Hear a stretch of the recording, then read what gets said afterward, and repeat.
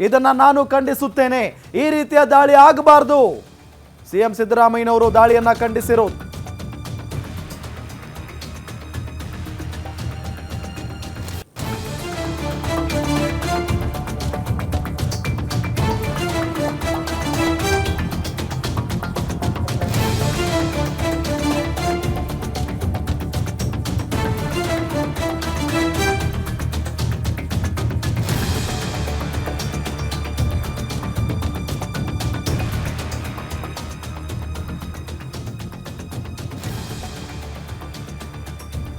ಉಗ್ರರ ದಾಳಿಯ ಬಗ್ಗೆ ಸಿಎಂ ಸಿದ್ದರಾಮಯ್ಯ ತೀವ್ರ ಆಕ್ರೋಶವನ್ನು ವ್ಯಕ್ತಪಡಿಸಿದ್ದಾರೆ. ಇದೊಂದು ಪ್ಲಾನ್ ಮಾಡಿರುವಂತ ದಾಳಿ ಅಂತ ಹೇಳಿದ್ದಾರೆ. ಇದನ್ನ ನಾನು ಖಂಡಿಸುತ್ತೇನೆ. ಈ ರೀತಿಯ ದಾಳಿ ಆಗಬಾರದು. ಸುಮಾರು 26-27 ಜನ ಸತ್ತಿದ್ದಾರೆ ಅಂತ ವರದಿಯಾಗಿದೆ. ಭೀಕರ ದಾಳಿ ಇದು. ಕರ್ನಾಟಕದ ಸರ್ಕಾರ ತೀವ್ರವಾಗಿ ಖಂಡಿಸುತ್ತದೆ. ಇಂಟೆಲಿಜೆನ್ಸ್ ಫೇಲ್ ಆಗಿದೆ. ಹಿಂದೆಯೂ ಕೂಡ ದಾಳಿ ಆಗಿದೆ. ಪರಿಹಾರದ ಕುರಿತು ಅಧಿಕಾರಿಗಳ ಜೊತೆಗೆ ಚರ್ಚೆ ಮಾಡ್ತೇವೆ. ಕೇಂದ್ರ ಸರ್ಕಾರದ ವೈಫಲ್ಯ ಇದು. ಉಗ್ರರನ್ನ ಮಟ್ಟ ಹಾಕಲೇಬೇಕಾಗಿದೆ. ಉಗ್ರರ ದಾಳಿಯ ಬಗ್ಗೆ ಸಿಎಂ ಸಿದ್ದರಾಮಯ್ಯ ತೀವ್ರ ಆಕ್ರೋಶವನ್ನ ವ್ಯಕ್ತಪಡಿಸಿದ್ದಾರೆ. ಈ ಸಂದರ್ಭದಲ್ಲಿ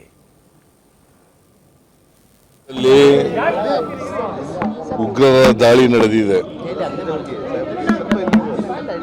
ನಾನು ಈ ಉಗ್ರರ ದಾಳಿಯನ್ನ ಬಹಳ ತೀವ್ರವಾಗಿ ಖಂಡಿಸ್ತೇನೆ. ಕರ್ನಾಟಕದ ಪ್ರವಾಸಿಗರು ಇಬ್ಬರು ಮೃತರಾಗಿದ್ದಾರೆ. ಒಬ್ಬರು ಮಂಜುನಾಥ್ ಅಂತ, ಇನ್ನೊಬ್ಬರು ಭರತ್ ಭೂಷಣ್ ಅಂತ. ನಾನು ಈಗಾಗಲೇ ಅಧಿಕಾರಿಗಳ ತಂಡ ಕಳಿಸಿದ್ದೀನಿ.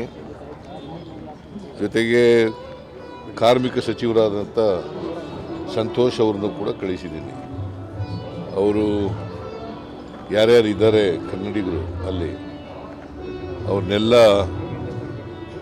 ವಾಪಸ್ ಕರ್ಕೊಬರೋಕ್ಕೆ ಸೇಫಾಗಿ ಒಂದು ವಿಶೇಷವಾದಂಥ ವಿಮಾನ ಮಾಡ್ಕೊಂಡು ಕರ್ಕೊಬಾ ಅಂತ ಹೇಳಿದ್ದೀನಿ.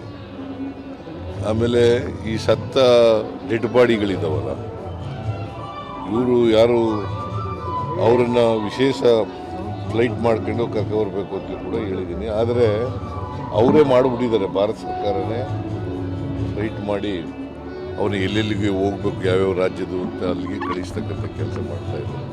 ಒಂದು ವೇಳೆ ಮಾಡಿದ್ರೆ ನೀವು ಮಾಡಿ ಅಂತ ಹೇಳಿದ್ದೀನಿ. ಸೊ ಇದು ನನಗನ್ಸುತ್ತೆ ಈ ದಾಳಿ ಪ್ಲ್ಯಾಂಡ್ ಅವ್ರು ಯಾವುದೇ ಆಗಿರಲಿ, ಯಾರೇ ಇರಲಿ, ಇದನ್ನು ಖಂಡಿಸ್ತೇನೆ ನಾನು. ಉಗ್ರರ ದಾಳಿ ನಡೀಲಿಕ್ಕೆ ಆಗಬಾರ್ದು. ಉಗ್ರರ ದಾಳಿ ನಡೀಬಾರ್ದು. ಯಾವುದೇ ಜಾತಿ ಧರ್ಮದವರು ಕೂಡ ಇದ್ದರೂ ಕೂಡ ಇದು ಪ್ರಾಣ ಹತ್ಯೆ ಆಗ್ತಕ್ಕಂಥ ವಿಚಾರ. ಸುಮಾರು 26-27 ಜನ ಸತ್ತಿದ್ದಾರೆ ಅಂತ ವರದಿ ಇದೆ. ಇದು ಒಂದು ದೊಡ್ಡ ದಾಳಿ. ಇದು ಭೀಕರವಾದಂಥ ದಾಳಿ. ಈ ಭೀಕರವಾದಂಥ ಉಗ್ರರ ದಾಳಿಯನ್ನು ಕರ್ನಾಟಕ ಸರ್ಕಾರ ತೀವ್ರವಾಗಿ ಖಂಡಿಸ್ತದೆ.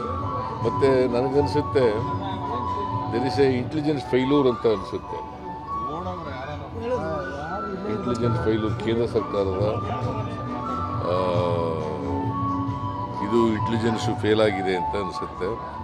ಯಾಕೆಂದರೆ ಅವರು ಅಲ್ಲಿ ಹಿಂದೆನೂ ಕೂಡ ಪುಲ್ವಾಮ ಇದಾಗಿತ್ತು, ಮತ್ತೆ ಇಲ್ಲಿ ಉಗ್ರರ ದಾಳಿ ಆಗಿದೆ.